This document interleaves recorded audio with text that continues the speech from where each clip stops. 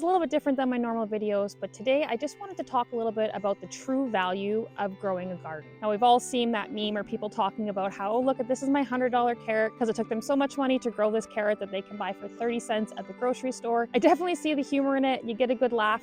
But I also see that a lot of people think that that's true. And I think that really defeats the purpose of a lot of the main reasons of why to grow a garden. And it also kind of speaks to the mindset of society where all the value comes from the cost or from the money. Whereas I like to think about the value of things in different aspects. For example, in my garden, one of the true values of my garden is the nutrition that it gives me. Now, that carrot that costs you 30 cents from the grocery store is nowhere near as valuable as that carrot that you're growing in your garden for your body. There have been many studies done with conventional farming and how with the soil lacking the nutrients, those vegetables are not as nutritious as the one grown, especially organically in your garden where you're picking it at that peak ripeness. I've said this a few times before. So I really think that we need to start looking at the true value of a garden as how it's nourishing us. Again, we can even take it a step farther, and that nourishment can come from the physical activity. It's a lot of work growing a garden. You're out there, but you're getting fresh air, you're getting sunshine, you're getting physical exercise, which our body needs. This is very important for us. We should be moving a lot. So by getting out in the garden, not only are we growing this super nutritious food for our bodies, we are also working our bodies, which is nourishing to them as well. I can definitely tell you that however hard it is to go out there and weed the garden for 2 hours, after I'm done, I feel so much better. And we can go even deeper into that third aspect, which is on a spiritual and a soul level.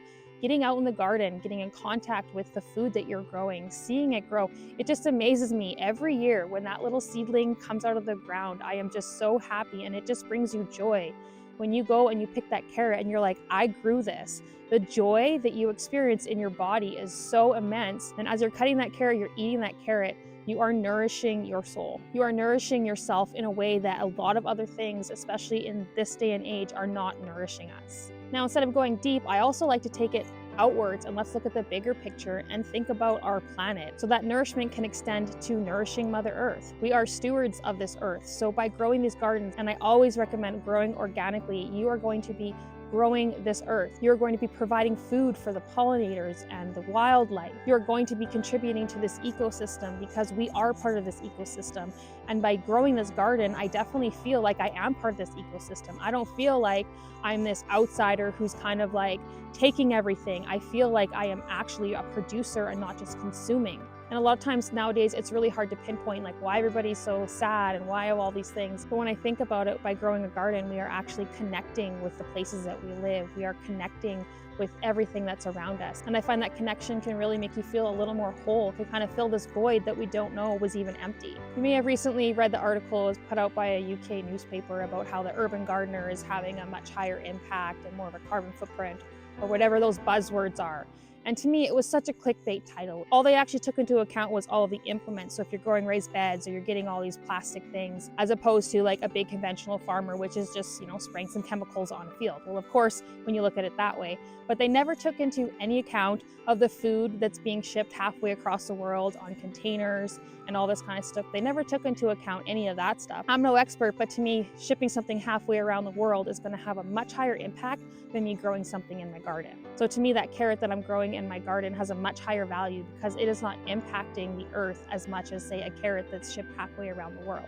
And lastly, another bit of a controversial topic, but I'm going to say it because this is how I feel, and that has to do with food security and even going further and food sovereignty. And that by growing a garden and learning how to grow your own food, you are taking back control of something that is vital to our existence. And not only that, that carrot that I'm growing in my garden, I own. I don't have to pay taxes on it. That carrot that you buy at the grocery store has probably gone through 5, 6, 7 middlemen getting taxed at every step of the way. You buy it with tax money. You drive there with your car, paying taxes on the gas, taxes on this, your insurance. So all said and done, that 20-cent carrot is actually 18 cents worth of tax in a 2-cent carrot. Of course, when you buy the seeds, you're paying tax on the seeds and the soil. But once you get established and you get to saving your own seeds and you get to making your own compost, this is just the next step in that line of owning something and kind of taking back the power. And I don't usually like to get into all that kind of stuff, but with that food sovereignty, it's just basically saying, I want to be in control of what I eat.